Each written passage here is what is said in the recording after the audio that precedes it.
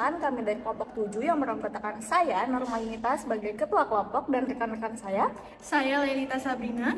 Saya Alisha Putri Rahmani.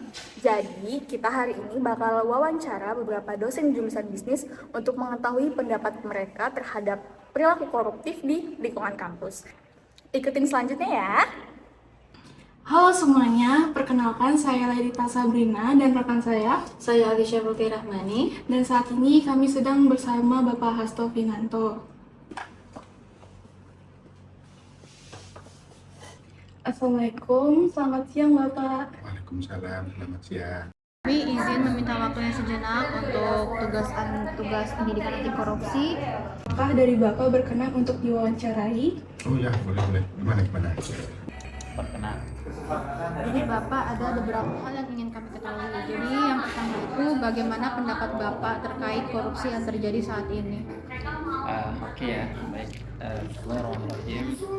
Saya Mahsun, saya dosen di Prodi PKD jurusan Bisnis Politeknik Negeri Balikpapan. Terkait dengan pertanyaan yang disampaikan, teman-teman mungkin hari ini kan banyak sekali berita-berita ya yang kemudian terkait dengan korupsi yang terjadi di negara kita. Apalagi kemudian yang terakhir terjadi kan salah satu program unggulan pemerintah namanya adalah program makan bergizi gratis ya, yang kemudian dilaksanakan oleh sebuah badan namanya Badan Gizi Nasional yang kemudian kemarin sempat menyita perhatian publik ya, karena memang tingkat korupsinya sangat besar ya, bahkan disampaikan oleh Mahfud MD ya, korupsinya sangat ugal-ugalan, bahkan disampaikan oleh seorang pakar tata negara ya, Mahfud MD ini menyebutkan bahwasanya korupsi yang dilakukan oleh Dadan dan teman-temannya, karena dia yang kemudian menjadi tersangka hari ini, itu bahkan sangat merugikan negara, sehingga Prof. Mahfud ini yang seorang pakar tata negara ini mengusulkan agar bagaimana kemudian Dadan dan teman-temannya ini bisa dihukum mati. Kenapa kemudian Prof. Mahfud menyatakan ini? Karena memang korupsi itu kan sangat merugikan banyak pihak.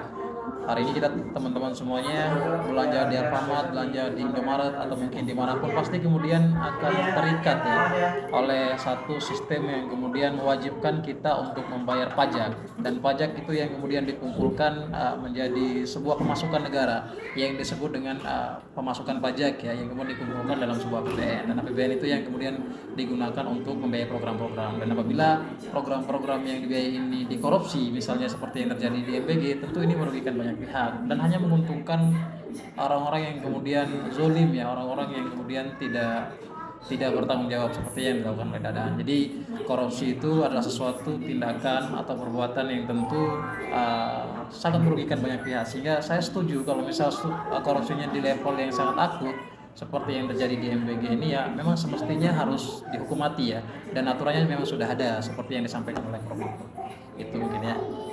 Untuk pertanyaan yang kedua Bapak, apakah lingkungan kampus saat ini sudah cukup efektif mendidik mahasiswa untuk menjadi generasi masa depan yang anti korupsi, dan apa saja hal yang menurut Bapak masih kurang dan perlu diperbaiki? Kalau cukup, karena menggunakan kata cukup ya, berarti ya cukup aja sih. Cuma kalau bisa ya ada hal-hal yang bisa melebihi dari cukup supaya itu menjadi bekal kalian untuk dalam melaksanakan kehidupan kalian kedepannya itu ya terhindar dari hal-hal korupsi gitu ya. Kalau di pendidikan kita di sini di Politeknik Negeri Balikpapan itu kan baru mata kuliah saja yang kalian dapat, belum dapat kuliah umum, belum dapat mengundang dari pihak-pihak luar gitu, entah dari pihak misalnya yang yang berkaitan dengan pencegahan korupsi dan sebagainya gitu. Mungkin itu bisa dimasukkan sebagai penambah supaya kalian tuh dapat pembekalan yang lebih dari cukup, bukan hanya sekedar cukup untuk menghadapi masa depan yang lebih baik gitu. Baik Bapak, pertanyaan selanjutnya, ke depannya modus korupsi diprediksi akan semakin canggih, misalnya lewat digital. Menurut Bapak nih, apa benteng pertahanan yang harusnya disiapin oleh mahasiswa dari sekarang agar tidak terjerumus di masa depan nanti? Oke, kalau menurut saya ya, semakin digital sistem ya atau mungkin layanan itu biasanya akan memperkecil peluang orang untuk korupsi.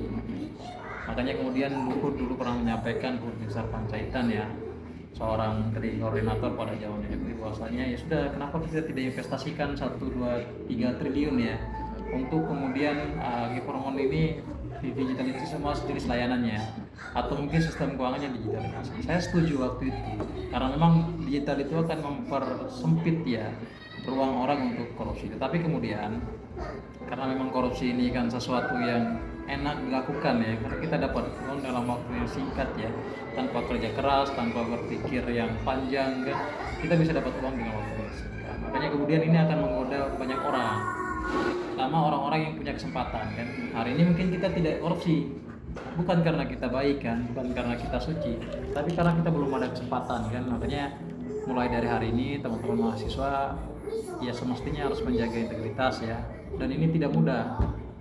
Dan ini tidak gampang, saya yakin tidak gampang. Saya juga dulu ketika mahasiswa kan aktivis kan, menjadi presiden mahasiswa mungkin sejak 2015 sampai dengan 2021 kan.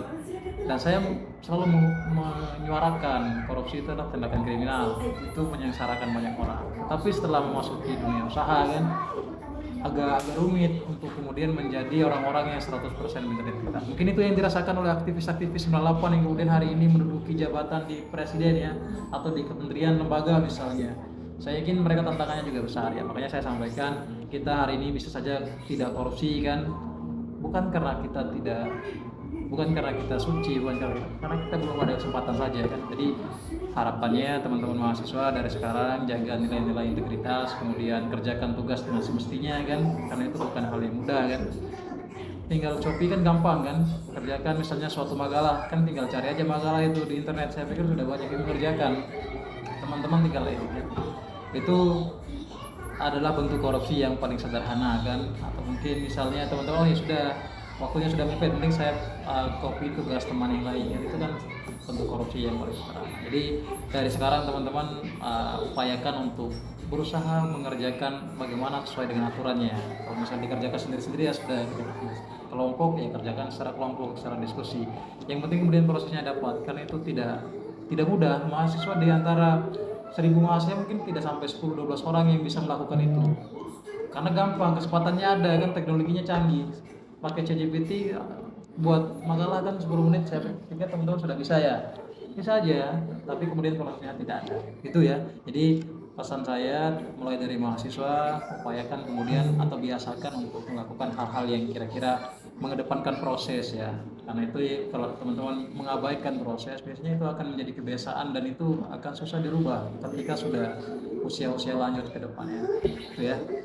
Pertanyaan terakhir, apa pesan atau harapan Bapak agar budaya memaklumi korupsi kecil seperti titip absen atau plagiarisme di kalangan mahasiswa itu benar-benar bisa dihilangkan demi masa depan mereka? Ya betul, itu seharusnya tidak terjadi lagi ya. Karena kalian di sini itu kan untuk, pesan saya ya, karena kalian di sini itu kan untuk belajar menimba ilmu supaya kemampuan kalian makin bertambah, ya kan? Kemampuan yang memang dimiliki di dalam diri kalian sendiri. Kalau kalian titip absen berarti kan kalian tidak mengikuti kelas mata kuliah. Berarti kalian kehilangan kesempatan bertukar pikiran dengan mediator, dalam hal ini dosen gitu ya, yang menyampaikan materi-materi gitu. Memang sih bisa ditambah atau didapat dari membaca buku atau sumber-sumber lain. Tapi kan ketika di kelas itu pasti ada tambahan-tambahan ilmu yang bisa juga didapat gitu, yang terlewat waktu belajar secara otodidak gitu. Itu yang pertama. Yang kedua tentang apa tadi? Plagiat ya, plagiat berarti itu kan copy pemikiran orang lain tanpa menyertakan sumbernya gitu kan. Itu artinya kan mencomot atau mengambil hak orang lain ya, yang harusnya diberikan haknya tapi tidak diberikan haknya. Nah, dalam hal ini seharusnya sebagai mahasiswa juga sebagai penerus bangsa, itu tindakan itu tidak dilakukan gitu ya, karena kalian harus tahu konsekuensi dari tindakan plagiat tersebut gitu. Yang pertama merugikan diri sendiri, yang kedua juga merugikan orang yang terkena dampak dari plagiat tersebut gitu. Sebisa mungkin, bukan sebisa mungkin, harus dilakukan pencegahan di dalam diri sendiri ya, di dalam hati sendiri itu, dan di dalam pikiran sendiri untuk tidak melakukan hal itu. Karena kalau hal itu sudah biasa dilakukan, itu nanti akan menimbulkan jalan untuk melakukan yang lebih besar lagi, gitu kan? Karena kalau sudah kebiasaan kecil itu sudah biasa dilakukan, kemudian dianggap remeh, gitu kan ya, maka nanti pelan-pelan itu akan menjadi besar, seperti pepatah kan ya, sedikit-sedikit lama-lama menjadi bukit. Itu sih kalau dari saya. Terima kasih Bapak atas waktu yang telah diluangkan. Ini sangat bermanfaat bagi kami dan teman-teman. Terima kasih Bapak.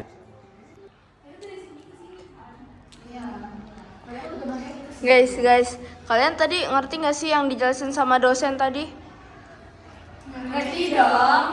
Jadi teman-teman, proposal palsu adalah saat seseorang membuat atau memanipulasi proposal kegiatan untuk mendapatkan dana atau keuntungan tertentu. Misalnya, membuat kegiatan yang sebenarnya tidak ada, mengubah data anggaran, atau memasukkan tanda tangan. Dampaknya untuk diri sendiri, kalau terbiasa melakukan hal seperti ini, kita jadi terbiasa berbohong dan mencari keuntungan dengan cara yang tidak jujur. Dan lama-kelamaan, integritas kita juga bisa rusak. Dampak untuk orang lain, dana yang seharusnya digunakan untuk kegiatan yang bermanfaat, jadi disalahgunakan. Orang yang benar-benar membutuhkan bantuan juga bisa dirugikan. Nah, makanya jangan memanipulasi data demi keuntungan sesaat, karena kejujuran jauh lebih berharga.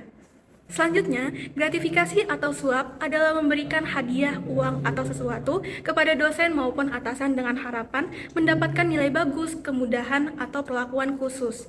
Dampaknya untuk diri sendiri, kita jadi tidak menghargai proses dan kerja keras. Nilai yang didapatkan bukan karena kemampuan sendiri, melainkan karena kecurangan. Nah, dampaknya untuk orang lain, mahasiswa yang belajar dengan sungguh-sungguh bisa merasa tidak dihargai. Selain itu, lingkungan pendidikan menjadi tidak adil. Nah, maka dari itu, nilai bagus itu hasil usaha, bukan hasil amplop. Selanjutnya yaitu markup. Nah, untuk markup adalah menaikkan biaya atau harga melebihi jumlah sebenarnya untuk mendapatkan keuntungan pribadi. Misalnya, biaya buku atau kegiatan yang sengaja dibuat lebih mahal dari harga aslinya. Dampaknya untuk diri sendiri, kalau ketahuan bisa mendapatkan sanksi dan kehilangan kepercayaan dari banyak orang. Nah, dampaknya untuk orang lain, mahasiswa dan orang tua harus mengeluarkan uang lebih banyak dari yang seharusnya. Hal ini tentu sangat merugikan. Maka dari itu, jangan ambil untung dari ketidakjujuran, karena pendidikan bukan tempat mencari keuntungan pribadi. Selanjutnya ada penyalahgunaan dana beasiswa. Dana beasiswa seharusnya itu digunakan untuk membantu biaya pendidikan, tapi ada orang yang menyalahgunakannya atau bahkan mengambil hak orang lain yang lebih berhak menerima.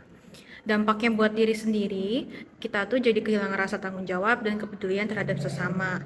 Tapi dampaknya buat orang lain, mahasiswa atau siswa yang benar-benar membutuhkan bantuan, itu tuh bisa kehilangan kesempatan untuk melanjutkan pendidikan. Beasiswa itu adalah amanah, bukan kesempatan untuk mengambil hak orang lain. Selanjutnya adalah terlambat. Mungkin terlihat sepele, tapi sering terlambat itu juga termasuk perilaku yang gak disiplin. Kalau terus dibiasakan, bisa membentuk karakter yang kurang bertanggung jawab. Dampaknya buat diri sendiri itu, kita bisa ketinggalan materi penting dan terbiasa meremehkan waktu. Dampaknya buat orang lain, proses belajar itu bisa terganggu karena kelas tuh cuma harus menunggu atau menjadi tidak kondusif. Datang tepat waktu itu bukan cuma soal aturan, tapi juga soal menghargai orang lain. Selanjutnya ada titip absen atau bolos. Titip absen itu berarti meminta teman mengisi kehadiran padahal kita nggak datang. Kalau bolos itu sengaja nggak mengikuti kegiatan belajar tanpa alasan yang jelas. Dampaknya buat diri sendiri, kita tuh jadi kehilangan kesempatan belajar dan terbiasa menghindari tanggung jawab. Dampaknya buat orang lain, itu teman yang membantu nitip absen itu juga melakukan kebohongan. Akibatnya budaya nggak jujur itu menjadi hal yang dianggap biasa. Kalau bisa hadir, kenapa harus titip absen? Bentuk selanjutnya adalah mencontek. Mencontek adalah mengambil jawaban dari teman atau sumber lain saat ujian maupun mengerjakan tugas tanpa usaha sendiri. Dampaknya buat diri sendiri adalah kita tidak benar-benar memahami materi dan menjadi tidak percaya diri dengan kemampuan kita. Dampaknya buat orang lain, orang yang sudah belajar keras bisa merasa dirugikan karena hasil yang diperoleh tidak lagi mencerminkan kemampuan masing-masing. Lebih bangga nilai pas-pasan hasil sendiri daripada nilai tinggi tapi mencontek. Bentuk selanjutnya adalah plagiat. Plagiat adalah mengambil karya, tulisan, atau ide orang lain lalu mengakuinya sebagai karya sendiri tanpa mencantumkan sumbernya. Dampaknya untuk diri sendiri, kita tidak akan bisa berkembang karena hanya mengandalkan hasil kerja orang lain. Dan jika ketahuan, kita bisa mendapat sanksi akademik. Kemudian, dampaknya untuk orang lain, pemilik karya asli merasa dirugikan karena hasil kerja kerasnya tidak dihargai. Jadilah kreator, bukan pencuri karya. Jadi teman-teman, perilaku koruptif di dunia pendidikan itu bukan hanya soal korupsi uang dalam jumlah besar. Hal-hal yang sering dianggap biasa seperti mencontek, titip absen, plagiat, atau memberi suap juga termasuk perilaku koruptif karena sama-sama melanggar nilai kejujuran dan tanggung jawab. Kalau perilaku seperti ini terus dinormalisasi, lama-kelamaan kita akan terbiasa melakukan kecurangan dalam kehidupan sehari-hari. Karena itu, mari mulai dari diri sendiri untuk bersikap jujur, disiplin, dan bertanggung jawab. Jangan tunggu menjadi pejabat untuk melawan korupsi, karena pencegahannya bisa dimulai dari bangku sekolah dan kampus. Korupsi itu bukan budaya, jujur itu keren, Berintegritas itu masa depan.